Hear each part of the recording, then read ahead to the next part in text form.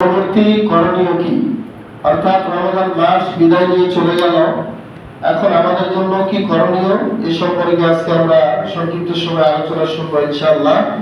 আমার তাওফীক ইল্লা বিল্লাহ, আলাইহি তাওয়াক্কালতু ওয়া ইলাইহি উনীব। সম্মানিত উপস্থিতি, আল্লাহ তাআলা এই দুনিয়াতে আমরা যত নিয়ামত খাচ্ছি, নিয়ামত পাচ্ছি, এই নিয়ামতের শুকরিয়া আদায় করে আমরা শেষ করতে পারবো না। তো যেহেতু রমজান মাস আমরা ইবাদত করেছি, এর মানে এই নয় যে এখন আমরা ইবাদত থেকে দূরে থাকবো, এই সুযোগ আছে নাই। প্রথম যে করণীয় সেটি হলো রমজানের পরে আমরা আমাদের আমলগুলোকে নষ্ট করে দেব না। যে আমলগুলো করলাম এই আমলগুলো যেন নষ্ট না হয়, এর জন্য আমরা কি করবো, আপ্রাণ চেষ্টা করবো যাতে আমলগুলো আমাদের ঠিক থাকে। তো সূরা নাহলের 92 নম্বর আয়াতে আল্লাহ তাআলা বলেছেন যে ওয়ালা তাকুনু কাল্লাতী নাকাদাত গসলাহা মিন বা'দি কুওয়াতিন আনকাসা। আল্লাহ তাআলা বলেছেন যে তোমরা ওই মহিলার মতো হও না যে মহিলা শক্ত করে, মানে পেঁচিয়ে পেঁচিয়ে সুতা বাঁধার পরে এটাকে শক্ত করে নেবার পরে এটাকে আবার কেটে টুকরো টুকরো করে ফেলে, এরকম মহিলার মতো তোমরা হও না। তাহলে এই আয়াত থেকে কি বোঝা যায়? এই আয়াত থেকে বোঝা যায় রমজান মাসে আমরা যেরকম কষ্ট করে পরিশ্রম করে আমরা ইবাদত করলাম, ওই মহিলাও একটা বস্তুত সুতা পেঁচাইতে পেঁচিয়ে পেঁচিয়ে অনেক কষ্ট করে অনেকগুলো সুতা বুনিয়ে এই সুতাগুলো আবার যখন নষ্ট করে ফেলে, তখন কি কেউ তাকে ভালো বলবে? এবং নিজের থেকেও সে খারাপ নিজেকেই বলবে যে আমি কষ্ট করে সুতাগুলো পেঁচিয়ে পেঁচিয়ে সুন্দর করে বুনিয়ে নিলাম, এরপর আবার সুতাগুলো টুকরো টুকরো করলাম। এটা কোনো ভালো মানুষের কাজ নয়, এটা একদম বেয়াদব এবং ব্যাকল মানুষের কাজ। ঠিক সেই রকম সেই কথাটা আল্লাহ তাআলা কোরআনে স্পষ্ট করে বললেন যে তোমরা ওই মহিলার মতো হও না যে মহিলা কষ্ট করে সুতা বুনিয়ে বুনিয়ে শক্ত করে পাকানোর পরে সেটাকে আবার ছিন্ন বিচ্ছিন্ন করে দেয়, এরকম মহিলার মতো হও না। তার মানে রমজান মাসে যে আমল কষ্ট করে করেছো এটা যেন নষ্ট না হয়। অন্য আয়াতে আল্লাহ তাআলা বলেছেন যে ওয়া'বুদ রাব্বাকা হাত্তা ইয়াতিয়াকাল ইয়াকিন, আই হাত্তা ইয়াতিয়াকাল মাউত। তোমরা ইবাদত করবে ততক্ষণ যতক্ষণ পর্যন্ত তোমাদের মাথার নিকটে মালাকুল মাউত না আসছে, ততক্ষণ পর্যন্ত তোমার ইবাদত করতে হবে। সুবহানাল্লাহ। সম্মানিত উপস্থিতি, তাহলে রমজান মাসে ইবাদত করছি আর ইবাদত করবো না, এরকম কি ভাবা যাবে? যাবে না। রমজান মাসে ইবাদত করেছি, এইভাবে ইবাদতটা যেন সারা বছর থাকে, আমি যেন সারা বছর চালিয়ে যেতে পারি, এই মনোমানসিকতা নিয়ে বাকি 11 মাস চলতে হবে। এটা হলো 1 নম্বর আমল করণীয়, যে রমজান মাসে যে আমলগুলো করেছি এগুলো যেন নষ্ট না হয়। 2 নম্বর আমল হলো ওই ব্যক্তির মতো হবে না যে ব্যক্তি ইমানের পরিবর্তে আযাবের পথকে বেছে নিয়েছে, অর্থাৎ ইমানটাকে বাদ দিয়ে সে বেঈমানির কোনো কাজকে বেছে নিয়েছে, এমন কোনো ব্যক্তির মতো আমরা হব না। এর একটা উদাহরণ দিলে বুঝতে পারবেন। সেটা হলো বালআম ইবনে বাউর নামে একজন ব্যক্তি ছিল বনী ইসরায়েলের মধ্যে। তিনি অনেক আল্লাহওয়ালা ছিলেন এবং তিনি যা বলতেন আল্লাহকে, আল্লাহ তাও কবুল করতেন। অর্থাৎ তাকে বলা হতো মুস্তাজাবুদ দাওয়া। আল্লাহ তাআলার কাছে যে দোয়া করতেন আল্লাহ সে দোয়া কবুল করতেন। তো এই বালআম ইবনে বাউরকে তার কওমের লোকেরা এসে বলল যে তুমি মুসার বিরুদ্ধে একটু আমাদের জন্য আল্লাহর কাছে বদদোয়া করো, আমাদের পক্ষ নিয়ে, আর মুসা নবীর বিরুদ্ধে আল্লাহর কাছে কি করো, বদদোয়া করো। তিনি বললেন যে না, তোমরা কার বিরুদ্ধে বদদোয়া করতে বলতেছো? সেটা একজন আল্লাহর নবী, আল্লাহর পয়গম্বর, তার বিরুদ্ধে আমি বদদোয়া করবো কেন? বলছে তুমি যা চাও, যা মনে চাও, যা চাইবে তাই আমরা দেবো। কত টাকা চাও তুমি, কত সম্পদ চাও, এত সম্পদ তোমাকে দেবো, কিন্তু তোমার মুসলমানের বিরুদ্ধে আল্লাহর কাছে বদদোয়া করতে হবে। দেখছেন সাহস কত জানি? কার বিরুদ্ধে বদদোয়া করতে বলছেন? তো তিনি পাহাড়ের চূড়ায় উঠলেন।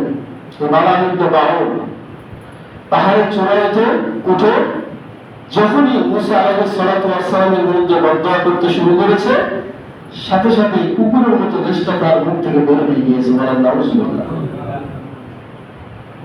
এজন্য সাবধান থাকতে হবে আমাদেরকে। কার বিরুদ্ধে আপনি কথা বলছেন? লোকটা কি আল্লাহওয়ালা, লোকটা কি একজন বুজুর্গ, লোকটা কি একজন আল্লাহ একজন আস্থাভাজন বান্দা, তার বিরুদ্ধে যদি আপনি কোনো কথা বলেন, মনে রাখবেন ঠিক ওই বাউলের যেরকম হয়েছিল এরকম আমাদের আমল তো নষ্ট হবে, ঠিক ওই রকম অবস্থা হতে পারে। তো আল্লাহ তাআলা সেই কথাটা এখানে স্পষ্ট উল্লেখ করেছেন সূরা আরাফের 175 এবং 76 নম্বর আয়াতে। আল্লাহ তাআলা বলেছেন ওয়াতলু আলাইহিম নাবাআল্লাযী, হে নবী আপনি ওই ব্যক্তির সংবাদ আপনার উম্মতের নিকটে পাঠ করুন, আতাইনাহু আয়াতিনা, আমি তাকে অনেক নিদর্শন দিয়েছিলাম। এই বাড়ার মধ্যে বাউলের কথা আল্লাহ বলেছেন যে আমি তাকে অনেক নিদর্শন দিয়েছিলাম, ফানসালাখা মিনহা, সে নিদর্শন পেয়ে নিজেকে ভেঙে ফেলেছে, সে সেখান থেকে পদস্খলন করেছে। ফাতবাহু শাইতান, শয়তান তার পিছু নিয়েছে, সে শয়তানের পদঙ্ক অনুসরণ করেছে। ফাকানা মিনাল গাবিন, সে পথভ্রষ্টদের অন্তর্ভুক্ত হয়ে গিয়েছে। ওয়ালাউ শি'না লারাফা'না বিহা, আর আমি আল্লাহ যদি ইচ্ছা করতাম তাকে এত জ্ঞান দিয়েছিলাম, এত জ্ঞানী তাকে আমি আল্লাহ বানিয়েছিলাম, তাকে ইচ্ছা করলে আমি তাকে আরো উপরে উঠাইতে পারতাম। ওয়ালাকিন্নাহু আখলাদা ইলাল আরদ, কিন্তু জেনে রাখো সে নিজের জমিনের প্রতি, এই মানুষের প্রতি সে ঝুঁকে পড়েছে, জমিনের প্রতি, জমিনের লোভে সে ঝুঁকে পড়েছে, এই জন্য আমি তাকে আরো উপরে তুলতে পারি নাই। এই জন্য তার জিহ্বাটা একদম কুকুরের জিহ্বার ন্যায় হয়ে গিয়েছে। সুবহানাল্লাহ। এই জন্য আল্লাহ তাআলা বলেছেন ওয়াত্তাবা হাওয়া, সে তার নিজের কুপ্রবৃত্তি অনুসরণ করল। ফামাসালুহু কামাসালিল কালব, তার উদাহরণ হয়েছে কুকুরের ন্যায়। কুকুরের ন্যায় তার উদাহরণ হয়েছে ইন তাহমিল আলাইহি আল-হাস আও তাতরুকুহু আল-হাস, যদি তুমি তার উপরে, কুকুরের উপরে কোনো বোঝা দাও তাহলে সে জিহ্বা বের করে হাঁটাবে, আবার যদি কুকুরের উপরে কোনো বোঝা না দাও তাহলেও কুকুর জিহ্বাটা বের করে হাঁটাবে। তাহলে যালিকা মাসালুল কওমিল লাযীনা কাযযাবু বিআয়াতিনা, আল্লাহ তাআলা বলেছেন এটা হচ্ছে ওই ব্যক্তিদের জন্য উদাহরণ যারা আমার নিদর্শন পেয়েও, যারা আমার নিদর্শনকে অস্বীকার করে। আমি বাউলকে অনেক নিদর্শন দিয়েছিলাম, কিন্তু সে আমার নিদর্শন পেয়েও সে আমাকে ভুলে গিয়ে সে মূসা আলাইহিস সালাতু ওয়াস সালামের বিরুদ্ধে বার্তা করেছিল। ফাকসুসুল কসসা লাআল্লাহুম ইয়াতাফাক্কারুন, আল্লাহ তাআলা বলেছেন হে নবী তুমি তাদের উপরে এরকম কিছু কাহিনী বর্ণনা করো যাতে করে তারা চিন্তা করে, গবেষণা করে ফিরে আসে। সম্মানিত উপস্থিতি, তাহলে এই ঘটনা থেকে আমরা কি পেলাম, কি বুঝলাম? সেটা হলো ইবাদের পরিবর্তে আমি হেদায়েতের উপরে আছি, হেদায়েতের উপরে থাকা অবস্থায় কোশ্চিন কেন একজন ভালো ব্যক্তির বিরুদ্ধে কোনো বক্তব্য করা যাবে না। যদি করি তাহলে এই রমজান মাসের কোনো আমল আপনার কাছে আসবে না, সব নষ্ট হয়ে যাবে। এবং বালার মধ্যে বাউলের যে পরিণত হয়েছিল কুকুরের জিহ্বার ন্যায়, তার জিহ্বা বের হয়ে হাঁপাচ্ছিল, ঠিক ওই রকম আমাদেরকে চিন্তা করতে হবে। কারো বিরুদ্ধে করে দিব, কারো বিরুদ্ধে করে বর্ণনা প্রশ্ন আসে না।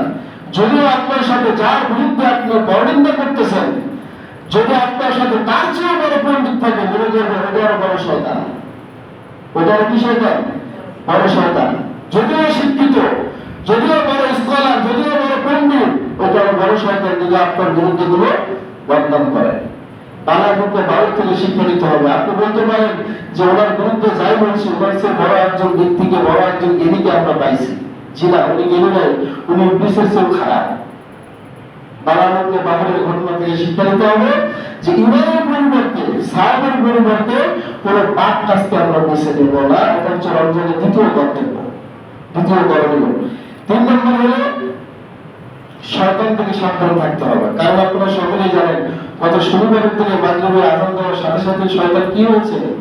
সারা পেয়েছে। আমি গত ঈদ উল ফিতরের খুতবা বলেছিলাম শয়তান যেহেতু সারা পেয়েছে সে কিন্তু মুক্তি পেয়ে আছে। এখন সে কিন্তু এখন জেল থেকে মুক্তি, শিকল থেকে মুক্তি।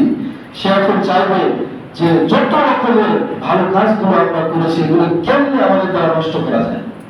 ওই যে আপনার অন্তরে একটা খটকা দেবে যে রমাদানে এত নামাজ পড়লে আর করার দরকার নেই, বাদ দেয়। এটা হলো শয়তানি খপ্পর, শয়তানি ধোঁকা। এই জন্য আল্লাহ তাআলা কোরআনে স্পষ্ট বলেছেন ইন্নাশ শাইতানা আদুউল লাকুম, ইন্নাশ শাইতানা লাকুম আদুউন ফাত্তাখিযুহু আদুওয়া। হে আমার বান্দারা, শয়তান কিন্তু তোমাদের বন্ধু নয়, শয়তান তোমাদের শত্রু। কি বলেছেন? আল্লাহ বলেছেন শয়তান তোমাদের শত্রু। আপনার শত্রুকে কি আপনি বন্ধু মনে করবেন? করবেন না। অর্থাৎ আল্লাহ যেখানে বলেছেন শয়তান তোমাদের শত্রু, শত্রুকে শত্রু মনে করো। কারণ কি? অন্য আয়াতে সূরা আরাফের 27 এবং 28 নম্বর আয়াতে আল্লাহ তাআলা বলেছেন, ইয়া বনি আদম, হে আদম সন্তান। তার মানে গোটা আদম সন্তানকে আল্লাহ তাআলা লক্ষ্য করে একটা কথা বলেছেন। সেটা কি? সেটা হলো লা ইয়াফতিনান্নাকুমুশ শাইতান কামা আখরাজা আবওয়াইকুম মিনাল জান্নাহ। হে আদম সন্তানেরা, তোমাদের বাবা, তোমাদের মা আদম এবং হাওয়াকে শয়তান জান্নাত থেকে যেভাবে বের করেছে, সাবধান তোমাদেরকে যেন শয়তান ওরকম ফিতনায় না ফেলতে পারে। আল্লাহ আমাদেরকে বলছেন, সারা বিশ্বের সকল মানুষকে লক্ষ্য করে আল্লাহ বলছেন, হে আদম সন্তান, শয়তান তোমাদের আগে পিতা, আগে মাতা, তাদেরকে যেমন জান্নাত থেকে বের করেছে, তোমাদেরকে যেন এরকম ফিতনায় ফেলতে না পারে। কারণ শয়তান তোমাদের শত্রু। তার একটা কাজ ছিল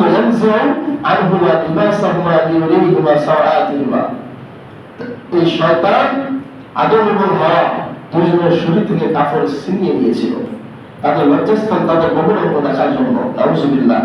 ওয়া ইন্নাহু ইয়ারাকুম হুয়া ওয়া কাবিলুহু মিন হাইসু লা তারাওনাহুম। আর মনে রাখবেন, শয়তান এখন আমার উপর অত্যন্ত ক্ষিপ্ত হয়ে আছে। তার কারণ ওর বিষয়ে কথা বলতেছি। শয়তান জানে যে একটা বিষয় খুঁজে পাইল না, আজকে আমার বিষয়টা বলবো। এই জন্য শয়তান যখন যেখানে তার বিরুদ্ধে আলোচনা হবে, ওই ব্যক্তির বিরুদ্ধে তার চেয়ে সবচেয়ে বড় রাগের ব্যাপার হলো ওই ব্যক্তিগত তার বিরুদ্ধে কথা বলবে। সে বলতেছে, আল্লাহ তাআলা নিজেই বলছেন, ইন্নাহু ইয়ারাকুম হুয়া ওয়া কাবিলুহু মিন হাইসু লা তারাওনাহুম। শয়তান এবং শয়তানের যে কবিলা আছে, শয়তানের যে গোষ্ঠী আছে, এরা তোমাদেরকে দেখে এমন ভাবে তোমরা তাদেরকে দেখতে পাও না। শয়তান আমাদেরকে দেখে আমরা ওদেরকে দেখতে পাই পারি না। এখন যদি কারো মনের মধ্যে কোনো শয়তানি চিন্তা থাকে, আমরা সবাই এখানে উপস্থিত আছি, কার মনের ভিতরে কি শয়তানি ধারণা আসছে এটাকে আমরা বলতে পারতেছি? তাহলে মানুষের মনের চিন্তাই আমরা করতে পারি না, আর যে আসল শয়তান তার চিন্তাটা আমরা করতে পারবো? পশ্চিম কালো সম্ভব নয়। আল্লাহ পাক বলেছেন, ইন্না জাআলনা শায়াতিনা আউলিয়া লিল্লাযিনা লা ইউমিনুন। নিশ্চয় শয়তানকে আমি বন্ধু বানিয়েছি তাদের যারা পরকালে বিশ্বাসী নয়, যারা ঈমানদার নয়, তাদের জন্য শয়তান বন্ধু। আর শয়তান মুমিনদের শত্রু, আর মুমিনদের বন্ধু একমাত্র আল্লাহ। সম্মানিত উপস্থিতি, তাহলে শয়তানের থেকে আমাদের কি করতে হবে? সাবধান থাকতে হবে। এটা রমজানের পরবর্তী 3 নম্বর করণীয়। 4 নম্বর করণীয় হলো সালাত যেভাবে আদায় করেছি রমজান মাসে, একত্র সালাত যেরকম গুরুত্ব সহকারে আদায় করেছি, প্রতি ওয়াক্তের সালাত ওই গুরুত্বের সাথেই এখন আমাদেরকে আদায় করতে হবে। শুধু রমজান মাসে 5 ওয়াক্ত সালাত আদায় করলাম, এখন রমজান মাস চলে গেল, রমজান মাস যাওয়ার সাথে সাথে নামাজের আর গুরুত্ব এরকম দিলাম না, তাহলে কি নামাজি হয়ে গেল? নামাজি হতে পেরেছি? পারি নাই। এই জন্য আল্লাহ তাআলা বলেছেন, হাফিজু আলাস সালাতি ওয়াস সালাতিল উসতা। ওহে আমার বান্দারা, তোমরা নামাজের প্রতি, নামাজ সমূহের প্রতি তোমরা হেফাজত করো, বিশেষ করে আসরের সালাত। আসরের সালাতটার সময় মানুষের অলসতা একটু বেশি হয়। মনে হয় যে একেবারে জনমানবহীন এলাকা, মানুষই নেই সমাজে, এরকম একটা অবস্থা হয়। আল্লাহ তাআলা এই জন্য বিশেষ করে আসরের সালাতের কথা বললেন। অন্য হাদিসে এসেছে, বিশ্বনবী বলেছেন যে মান তারাকা সালাতাল আসরি ফাকান্নামা গুতিরা আহলুহু ওয়া মালুহু। সহিহ বুখারীর বর্ণনা। বিশ্বনবী বলেছেন, যে ব্যক্তি আসরের সালাত ছেড়ে দিল, সে যেন তার আহার এবং তার সম্পদ, তার পরিবার এবং সম্পদ যেন সে ধ্বংস করে ফেলল, তার সম্পূর্ণ ধ্বংস হয়ে গেল। সুবহানাল্লাহ। অন্য হাদিসে বিশ্বনবী সুরায়ে কাসাইতে এসেছে, আউয়ালু মা ইউহাসাবুল আবদু বিহি ইয়াওমাল কিয়ামাতি আস-সালাত। কিয়ামতের দিন সর্বপ্রথম যে হিসাব হবে সেটা হচ্ছে সালাতের। ফাইন সালাহাত আফলাহা ওয়া আনজা। যদি সালাতের হিসাবটা সহজ হয়, তাহলে সে মুক্তি পেয়ে গেল, সে সফল হয়ে গেল। সুবহানাল্লাহ। ওয়া ইন ফাসাদাত, যদি সে এখানে একটা হয়ে যায়, একটা ভরে যায়, যদি হিসাবে তার গড়বড় হয়ে যায়, তাহলে ফাকাদ খাবা ওয়া খাসারা, সে বিফলে চলে যাবে, সে মুক্তি পাবে না এবং ধ্বংসশীল অন্তর্ভুক্ত হয়ে যাবে। সকালে উপস্থিতি, এই জন্য সালাতের প্রতি হেফাজত করার দরকার আমাদের আছে নাকি নাই? সালাত আছে তো একজন মুসলমান, সালাত নাই মুসলমান নাই। না দিন আল্লাহ সালাত, ওই ব্যক্তির দিন ধর্ম ইমান কিছু নাই যার সালাত ঠিক নেই। এই জন্য রমাদান মাস চলে গেল, এর পরে আমাদের সালাতের প্রতি কোনো অলসতা, কোনো গাফিলতি না আসে। আপনার শারীরিক অসুবিধা, শারীরিক অক্ষমতা সেটা ভিন্ন কথা, কিন্তু কন্টিনিউ সালাত যেন পরিত্যাগ না হয়।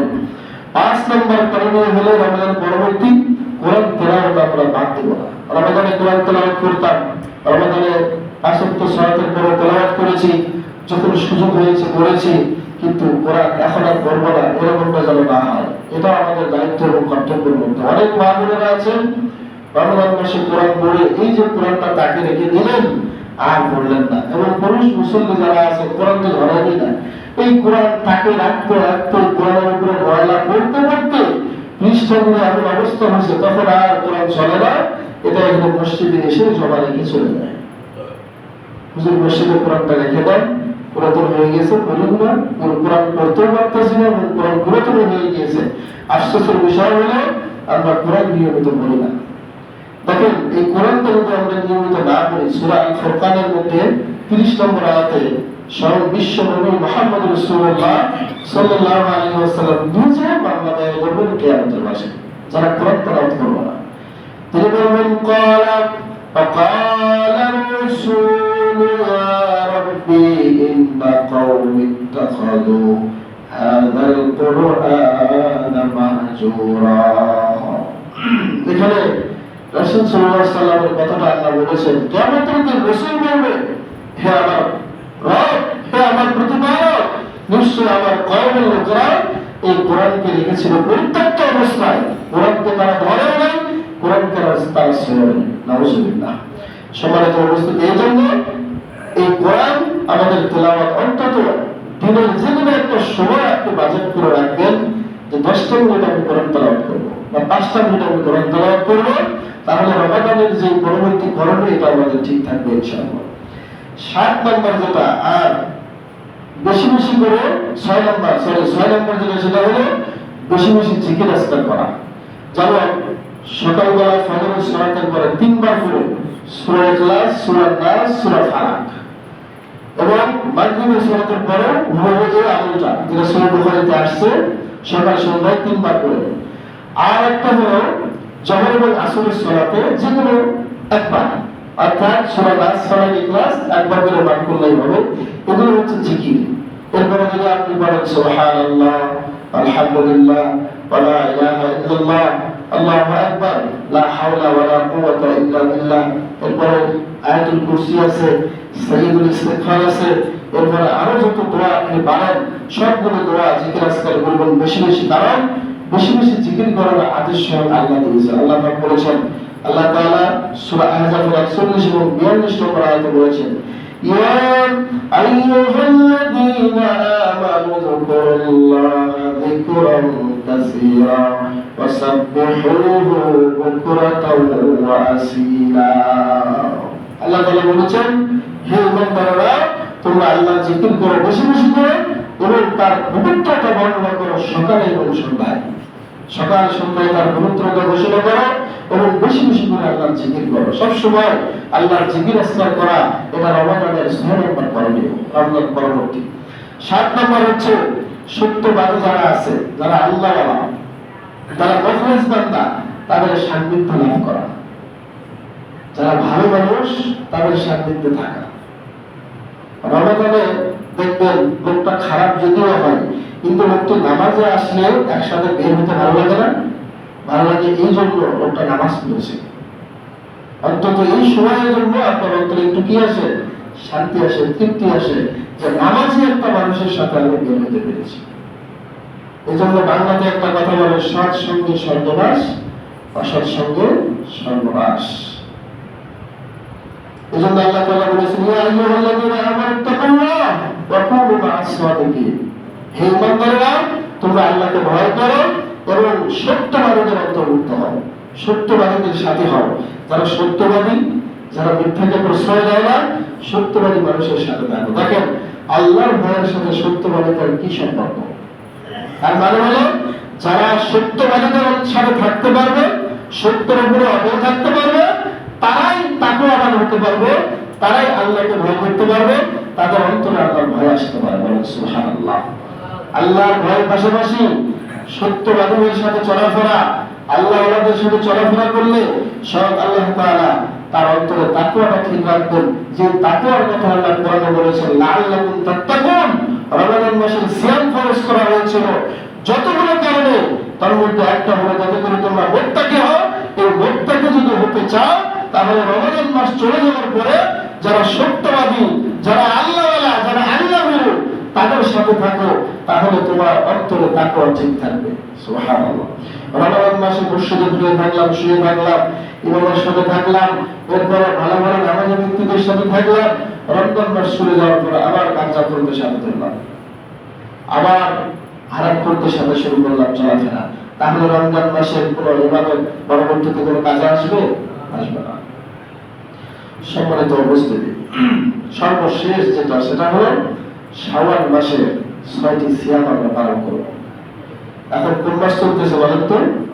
শাওয়াল মাস।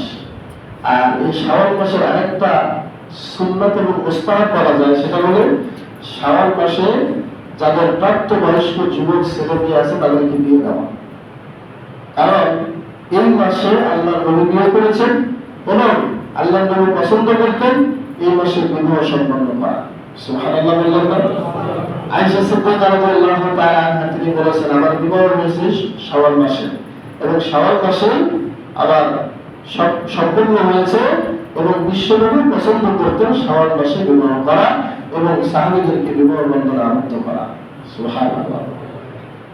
তাহলে যে শাওয়াল মাসে আমরা আছি, এই শাওয়াল মাসের যতগুলো কাজ আছে তার মধ্যে গুরুত্বপূর্ণ একটা কাজ হলো 6টি সিয়াম রাখা।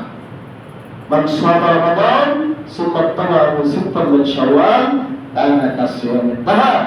যে ব্যক্তি রমজান মাসে সিয়াম রাখার পরে, সহিহ মুসলিমের বর্ণনা, শাওয়াল মাসে 6টি সিয়াম রাখলো, সে যেন পুরো বছরের সিয়াম রাখলো। সুবহানাল্লাহ।